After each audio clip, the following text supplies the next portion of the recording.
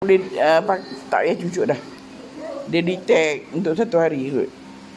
Boleh guna untuk 1 hari kot. Nak? Kawan lain. Dia tak payah cucuk dah. Dia detect untuk 1 hari kot. Boleh guna untuk 1 hari kot. Nak? Kawan lain. Dia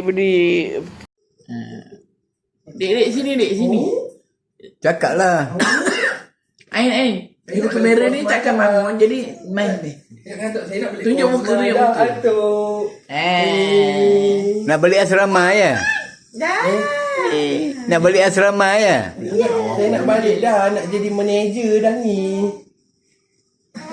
Bye-bye. Ayo tangkap telur. Bye-bye. Bye-bye tu. Bye-bye. Dia pada Bye-bye. Ayah tinggal. Bye-bye. Bye-bye. baby. Abang bawa yang ni je. Cepat. Naik zirapah.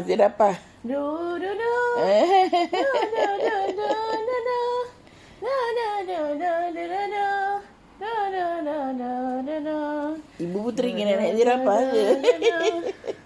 Biarkan dia, nanti dia rompat. Lompat. Ya. Lele, baby, naik zirapah. Cepat naik zirapah. Oh, yeah. Oh ye, cepat. Pegang kepala dia ke, nak pegang telinga ke, pegang dia punya tu. Oh, yeah. Cepat. Dia anak siapa? Dia anak siapa? Tegeduk.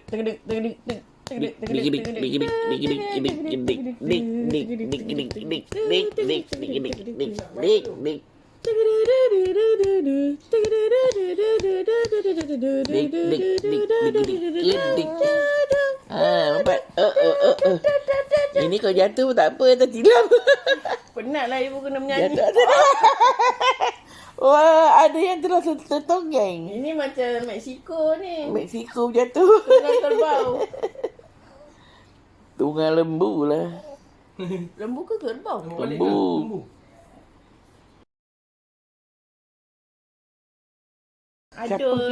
Adun kerdau ke adun mana? Dia buat ceramah agama. Alah, nak tinggalkan ayah. Alah. Kesiannya baby. Nak tinggalkan ayah je. Syekh Ibrahim Syekh Ahmad. Ayah ni mana baby?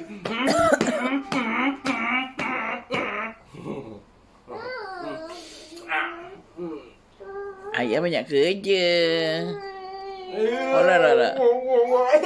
Elok tu yang dia dah ngantuk nak tidur. Oh? Naik kereta tidur ya? Sayang ayah, macam mana? Sayang ayah. Dah habis dah mak punya. Ayah buat. Nak bukan susukan lah. Nak beri suap. Okay. Khairul Azhar, Syed Muhammad Arif Mikael bin Syed Muhammad Syafiq dan Muhammad Karim Matin bin Muhammad Razif.